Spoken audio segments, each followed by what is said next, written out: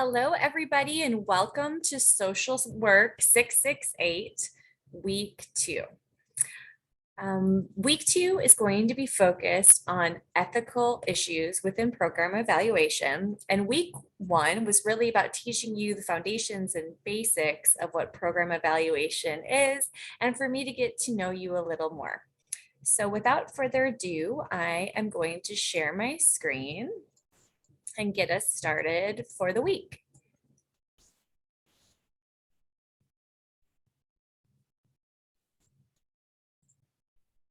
Hey, so again, it was so wonderful to meet all of you this week. I absolutely loved your videos and I teared up a few times looking at your children and your lives and your pets. So thank you to those of you who shared so much background information about how you really came to social work and what you're really looking forward to learning this semester. And congratulations to those folks out there who are nearly done with their journey at the Kent School of Social Work. We will get you through this semester. Thank you for taking the time to really share with me about your journey. And I know we've really loved going back and forth and seeing some of the dialogue and the connections that you're forming with each other. So thank you very much for that. So today I'm going to focus a little bit on the survey that I asked you to complete, which was step 5. So this is the data that was exported into Excel. So as a part of this course, you're really going to be learning a little bit about survey data, how to collect baseline data, how that leads us through an evaluation process by being able to collect post data after your intervention has been developed and implemented.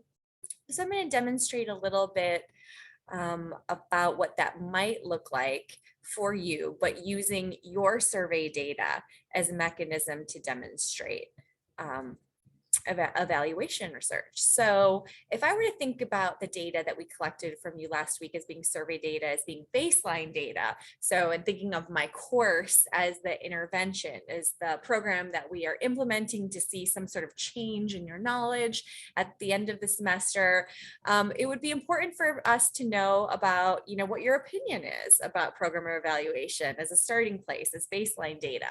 So I did some statistical analysis just in the forms of looking at percentages, and I did some qualitative data analysis, really trying to categorize the themes that I saw within the course.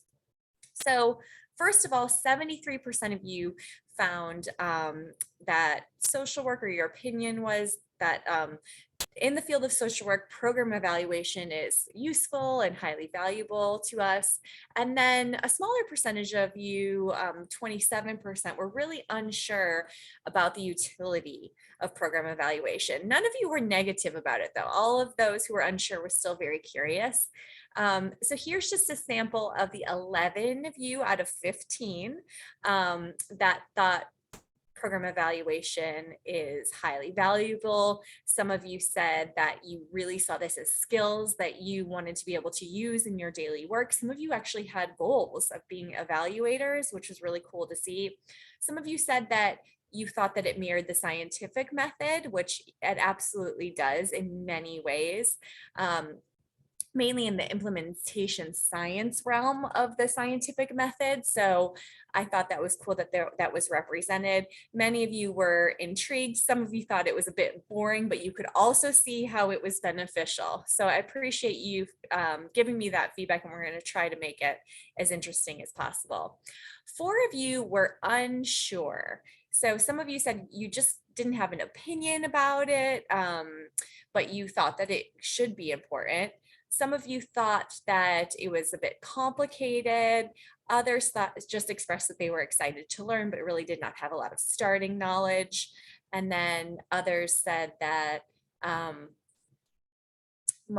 they really didn't know much of anything about it, but they thought that it was important to understand for social work. Yes, it absolutely is, because so many times in social work, we are charged with developing a new program, potentially implementing an evidence-based program or practice, and we need to be able to see how effective that program is. Otherwise, there's no mechanism for understanding if it has led to an effective change in our clients' lives. So I wanted to gauge some baseline experience in terms of what you are coming to the class with previous knowledge. And just to be clear, it is not my expectation in this course that you have any experience doing program evaluation. This class is really designed for everybody. 13% of you said that you had lots of experience, 7% said medium, and 80% of you had little to no experience. So I thought it would be cool to share for those of you who have some experience. You both claimed that you did not have a formal education in program evaluation, but really what you learned was on the job, which I am a huge believer that that is the most effective way to learn. So one of you had some experience in organizational development and evaluation in your current job role, and the other one who worked with reviewing various programs and services while working with children. So just really making sure they were receiving the services that they actually needed. So I imagine that had some evaluation component to it, potentially seeing how satisfied clients were with the services that they were receiving. That's pretty common in child services. So one of you reported that they had some experience, so they have taken classes, but did not have any practical experience. So this was sort of the opposite of the previous thematic category. And the majority of you, which is perfectly acceptable, 80% really had no experience in it. So again, just sort of reiterating little to none, but has been limited, having minimal experience, but we're all here to learn. So that's really exciting. So I like to really gauge in the beginning of the semester what my students need from me to be a successful learner. Online education is a very singular mechanism for learning because I'm not in the classroom with you. I can't adjust my sort of interaction with you in real time to meet your style of learning, but I can adjust the content, the course material, how you like to be communicated with. So I really appreciate this feedback. Interestingly enough, your survey results for this matched my class exactly from last year in terms of all the percentage breakdowns. So the most important thing was high level of communication. Second was direct and timely feedback. And third was strong and clear learning content. So I'll go through some of the breakdown of what you want to see in this course. So again, good communication, clear communication. Someone shared an unfortunate experience where an instructor did not communicate something clearly, and over half of the class began failing due to this issue, and they had to drop that class. And I'm so super sorry about that experience. I promise that will not happen in this class. I feel like good communication is really paired with our next category, which is timely communication, in order to prevent problems from happening. So all of you who responded to this gave some great feedback that you just need feedback quickly on your assignment. And we really tried to do that. We really tried to respond to you within, the week, if not days, when you do your weekly participation point. And I usually try to get your grading done for the larger papers between a week and a half after you've submitted them. But please reach out to me if you have any concerns about timely feedback. Personal emails are always responded to. I'm basically on email all day long. So please reach out if you have any concern about the timeliness of feedback throughout the semester. And I also like this is that somebody said they felt like personal engagement is effective to stay engaged. And if they don't have any acknowledgement from the instructor, it's actually hard to stay engaged. So I think that's really great. I would also say one of my tips for this semester is to also engage with each other. I wanted to share that we have people from all over the country. I don't have any international students this semester, which I have in all my previous semesters, but we have students from Tucson, Arizona, from Arkansas, from Louisville, from Ohio.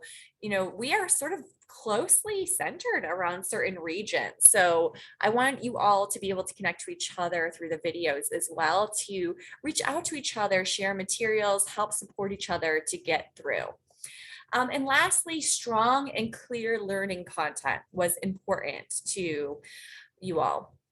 So good materials, the desire to listen to feedback when necessary. Someone said online learning is a bit weird, but it still gets the job done. Potentially this is not this person's most ideal learning scenario. Clear outlines of what should be done each week, and tasks and lists orientation. So that's why I've really designed every weekly content area based on step 1, step 2, step 3, step 4, step 5, and you have to check the box that you've completed. And that's really a checklist oriented way and a tool that I've built into your core shell so that you know what you've completed and you know what you still have left to do for the week to help keep you on track.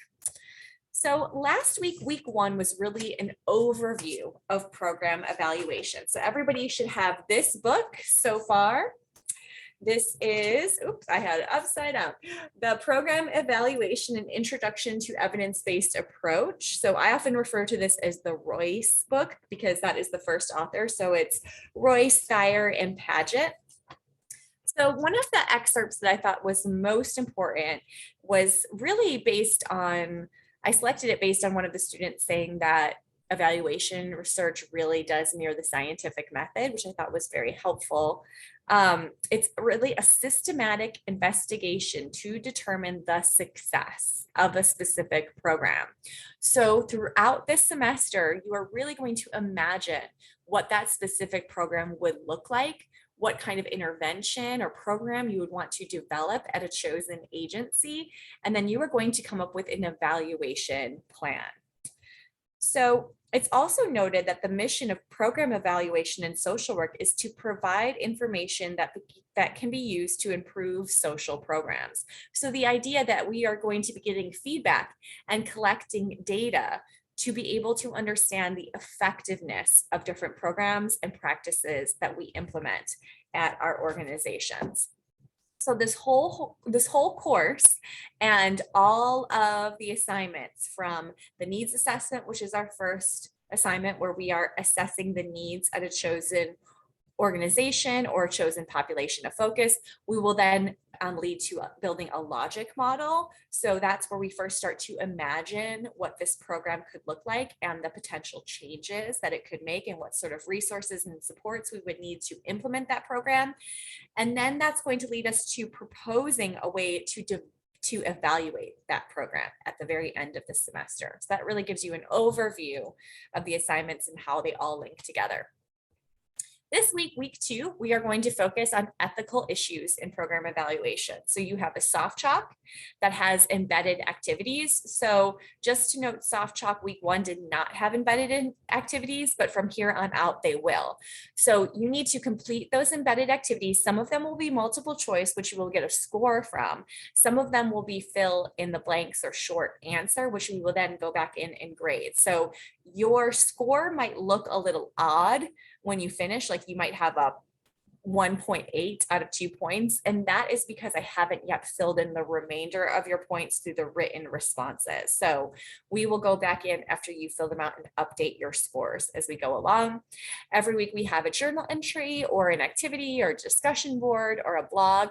This week is a journal entry. And what we want you to do is read the Coles 2005 article.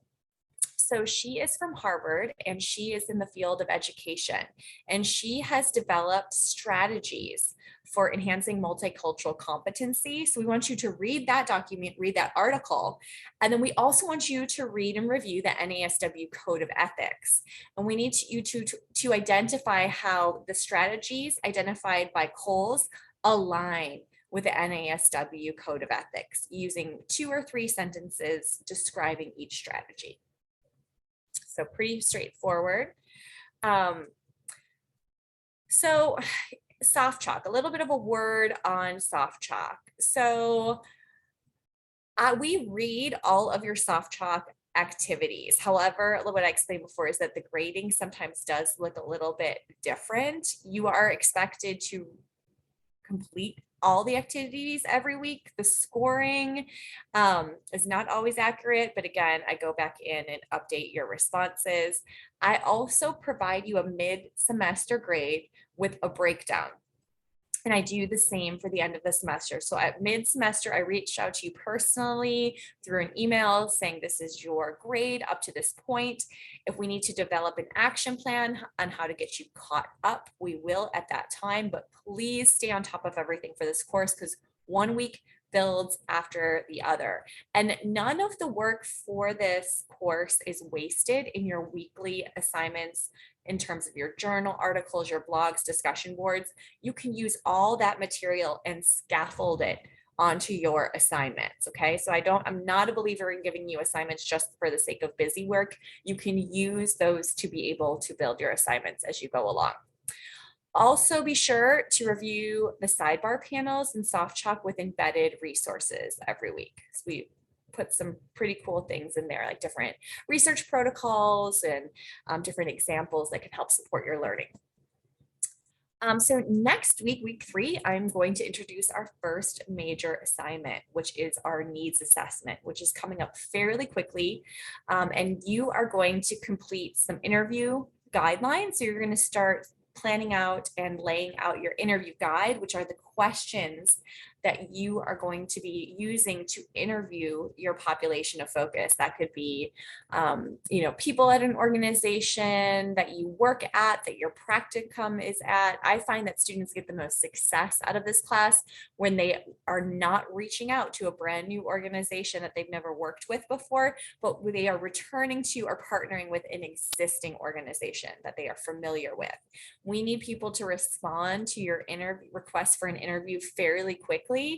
And these are challenging times for many human service organizations. So people often don't respond to new requests. So start thinking about, start imagining, start planning what kind of organization you want to partner with for this course, and reach out to myself or Brandon if you want any feedback or if you have any ideas. This week, you listed 2 organizations that you have potential connections to, that you have questions about. You kind of evaluated where you think their performance is at in your community.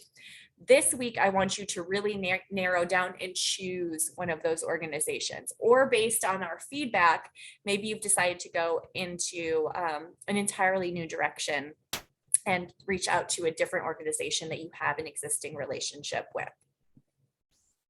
Okay, and lastly, our quote of the week: do something today that your future self will thank you for. You are already investing in your education, which I know your future self will thank you for, but give yourself something extra to take care of yourself throughout this semester, and reach out to us if we can help you in any way. And I will see you back again week 3, and I'll be in touch with you in the meantime. All right, thanks everybody. Bye.